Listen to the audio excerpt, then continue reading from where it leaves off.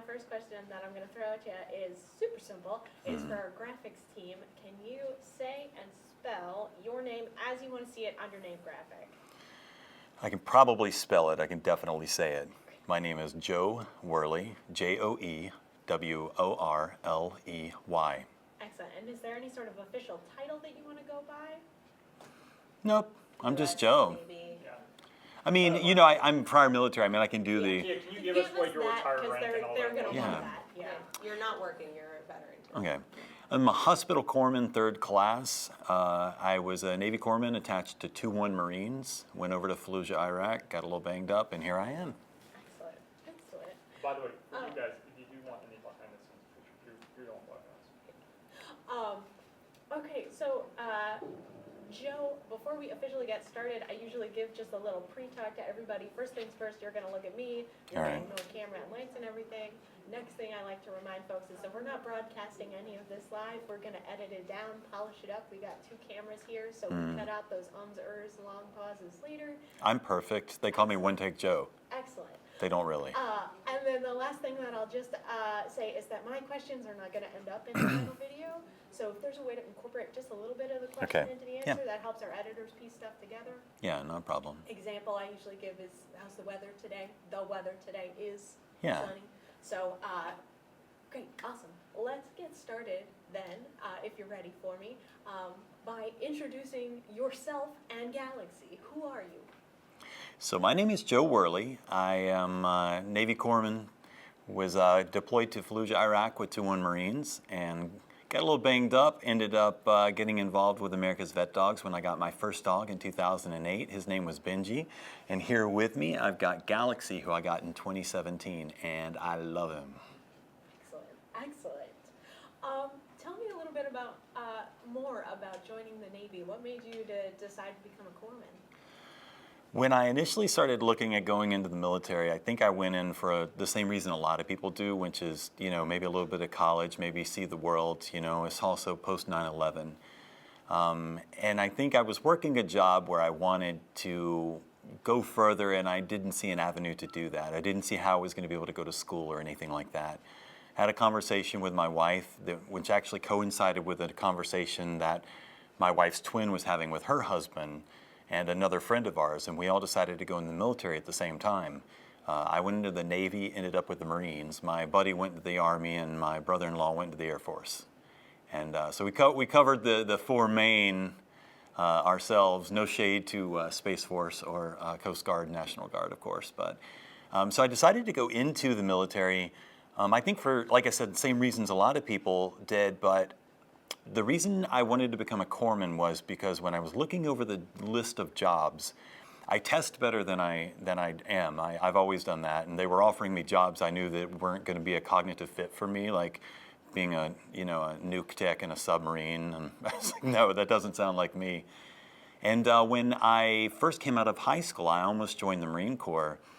And so seeing that corpsmen sometimes serve with Marines, and then also knowing that being in the medical field, there was an avenue for a future, whether I stayed in the military or not, it just seemed like a good fit for me. I had no idea what was in store, as the narrator would say. And I'll tell you though, I absolutely fell in love with the job though. It was a great job of taking care of Marines and Marines taking care of me. And that's when we got the news we were deploying to Fallujah, Iraq, 2004, first assault. So tell me a little bit about your time in Iraq. I found out that my wife was pregnant right before we left. And so I knew that I was going to be deployed while my daughter was born. Didn't know it was a daughter at the time. And so when we deployed to Fallujah, Iraq, this was,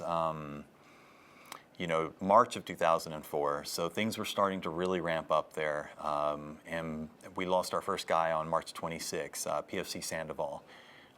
Who is just a wonderful guy. He was able to, as a unit, we were able to make our way through this walkthrough that we had planned through Fallujah, and that's sort of how the day ended, unfortunately, for us. And unfortunately, also, that was sort of a precursor for how this deployment was going to go for us. We ended up being involved in the first assault on Fallujah.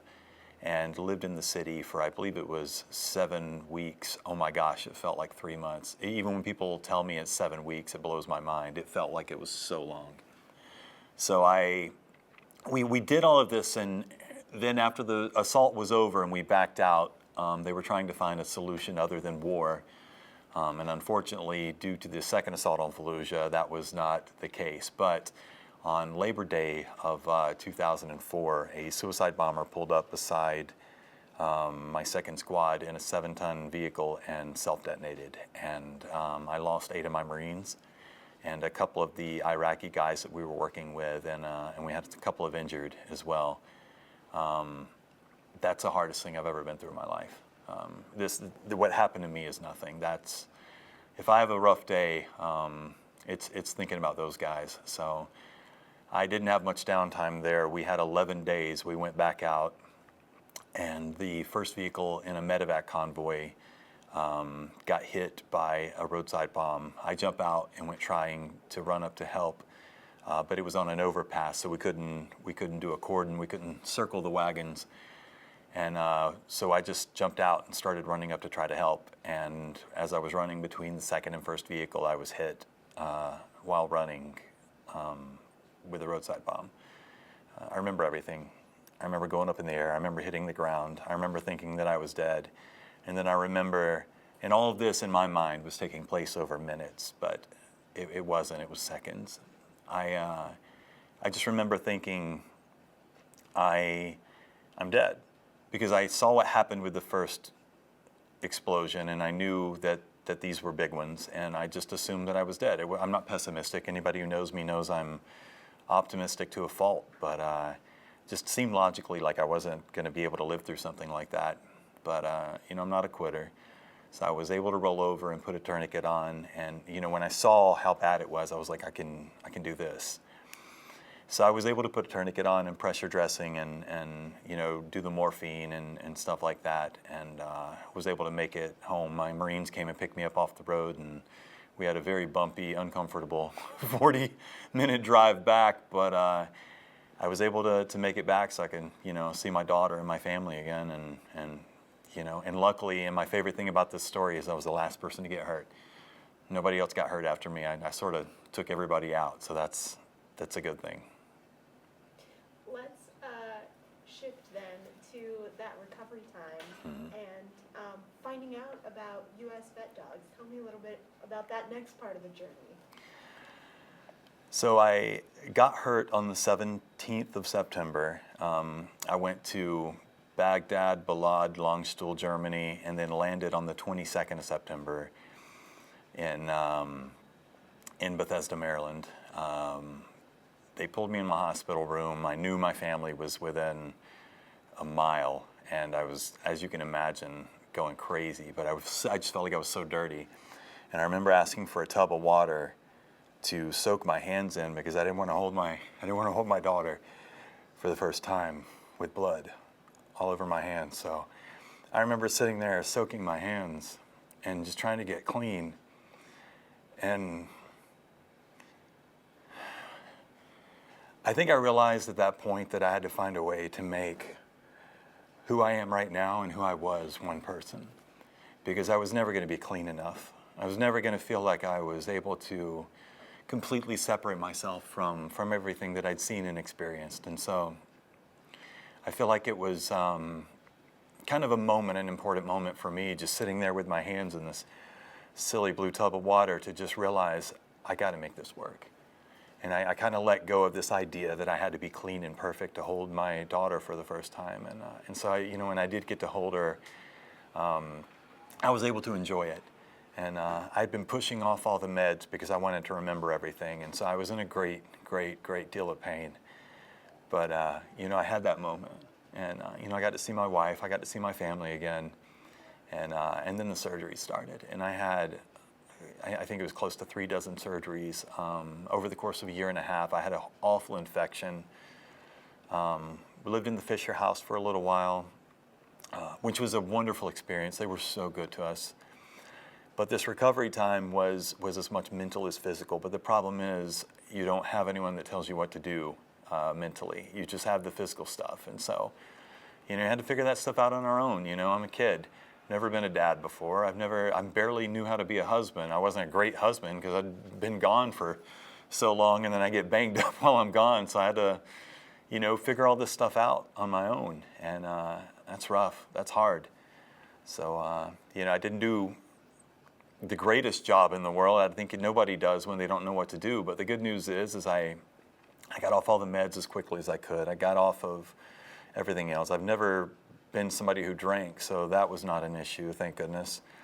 And I had a kid, and I had a wife, and I had everything that I needed in order to make this as smooth as possible for such an awful situation. My mom quit work and come up to help. Like, I had everything in the world. I had a church back home sending me deer jerky. And people have heard me say this before, but it's like my favorite thing to say. If you can't get better on deer jerky, you don't deserve to get better. You just don't. But it's just true. If it can be easy for anybody, it was easy for me, and it wasn't. It was awful. So when I found out about America's VetDogs, it was 2006.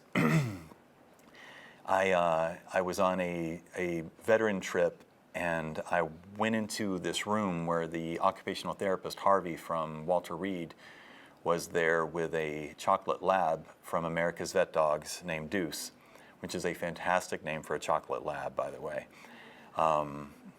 And I just fell in love with what this dog transitioned into. It was walking around doing chocolate lab stuff, saying hey to everybody. And then Harvey said, Deuce, come. And the dog's entire demeanor changed. You know, you're talking to somebody that grew up watching Lassie and Wishbone and Benji and, you know, even Air Bud. And I'd never seen something like that in person before. I fell in love. So I can safely say I probably put in an application for some of the wrong reasons because I had no clue the difference it was really going to make. And so when I was invited to the first on-campus class in 2008, I got to meet Benji, my first service dog, a golden retriever, who is my heart dog. No offense. Galaxie's fantastic, but that dog changed my life. He became a part of my family. He became a part of my recovery. And he became a part of not just my physical recovery, which was what he was trained to do.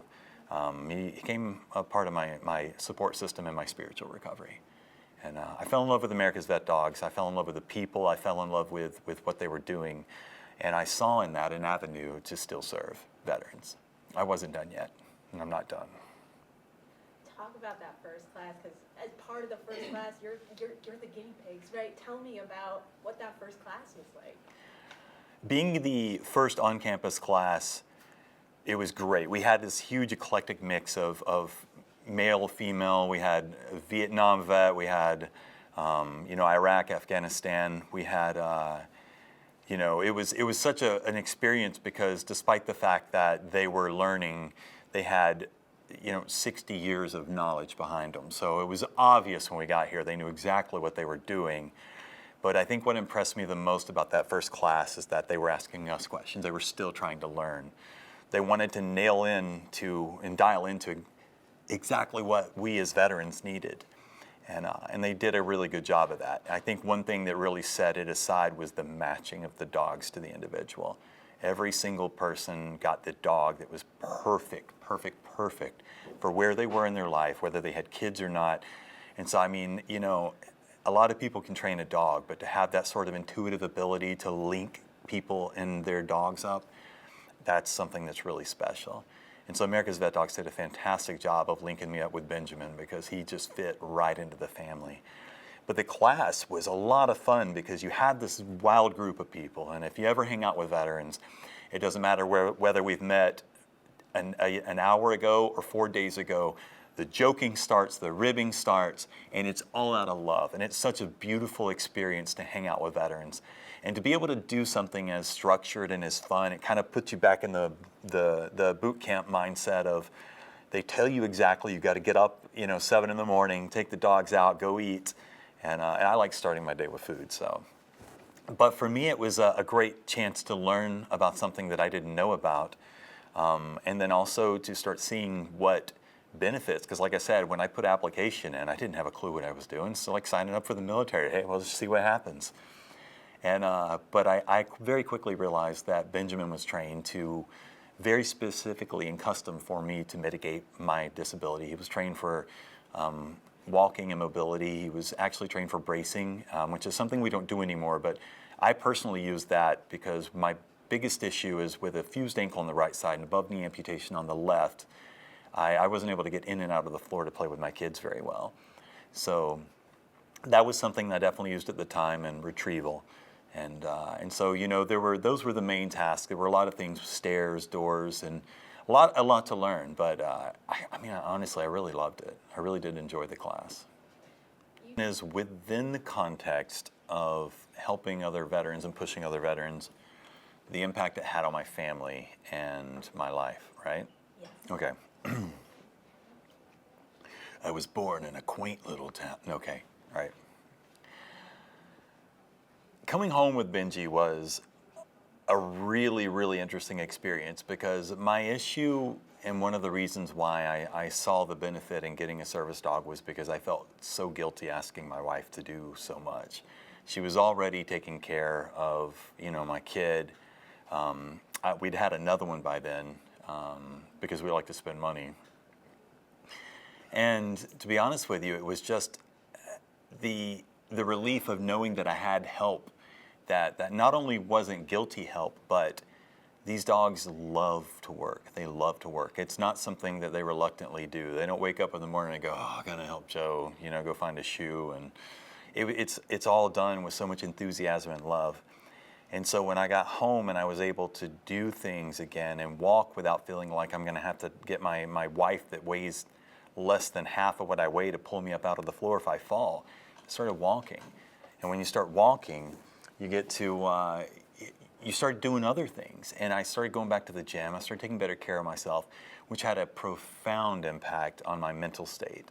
And then I started volunteering very quickly with America's VetDogs, because I saw that there was something missing in my life, and the fact that I had this physical hospital and I needed a mental and a spiritual hospital. And so I got involved, which really made a big difference.